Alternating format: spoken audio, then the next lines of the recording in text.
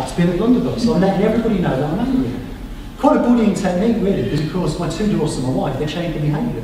You know? Well, 5 minutes. Yeah, for 5 minutes, absolutely, but it's enough, you know? Yeah, and because they've changed their behaviour, that's why I do it, because I get away with it. Is that something they can grow out of after they're teenagers? Apparently not. That's probably the best answer. Okay, so those are the styles of anger. So you now know what could trigger you into anger, and you know how to spot those anger. You know the types of communication styles. So when you go back to your surgeries now, you can actually start talking and say, oh, look, that was a bit passive aggressive. Have you got a blunderbuss over there?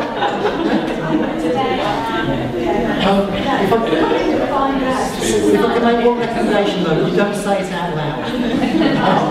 Okay.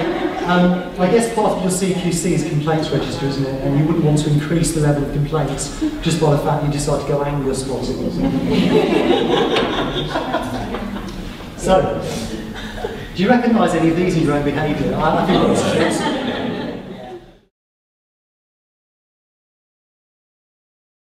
I'll focus on one rule for you then.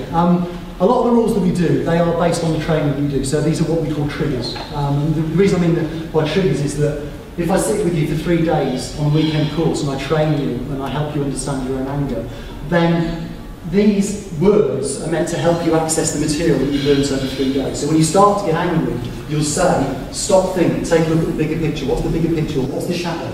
Triangle here. Is it a primary need? And what do I need to do about this primary need? Okay, so these are meant to be triggers to take you deeper into the material. So on their own, when I say to you something like, you know, oh, don't take it personally. Well, if you're an angry person, it's a bit difficult not to. That's the one I'd like to talk about just for a couple of minutes, is don't take it personally. So, just so you can sort of analyse yourselves really. So, if I give you an example of taking it personally, being the modern man that I am, I help with the housework. Expected a round of applause, but never mind. On a Saturday when I go upstairs and I clean the bathroom, and my wife admittedly is doing the rest of the house. I rush downstairs, proud as punk, finishing the stuff, read the paper. I've done my bit. Okay. Now my wife might come downstairs and she says to me, thanks for cleaning the bathroom. However, did you notice she left a mark on the mirror? Yeah. Okay. So, what's the possible range of reactions I can have? Blunderbuss. Yeah, maybe. Or I could say, oh, sorry, and I'll go and clean it. I'll do it. Yeah. No? No? Okay. I think I heard it over there. I could say, well, if you want to clean it like that, go and do it. And that can be, but that's taking it personally, isn't it? Yeah. You know? Because if I repeat back to you my wife's words, it wasn't thank you. She thanked me, she acknowledged the fact that I've made an effort and I've cleaned the bathroom.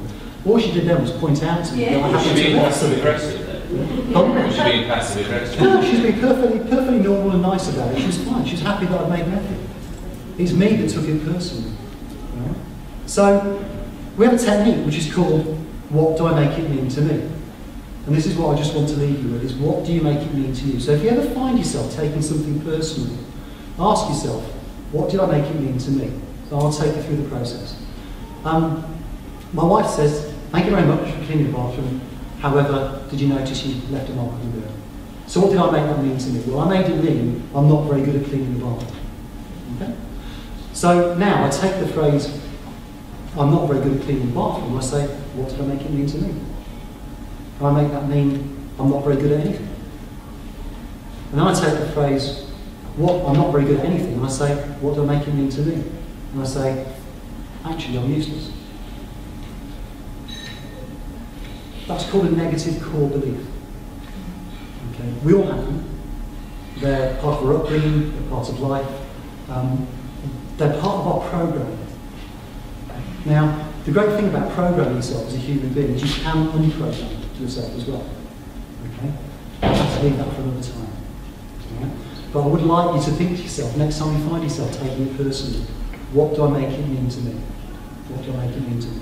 And you might like to look at the negative core beliefs on the internet, and you'll see something about positive affirmations.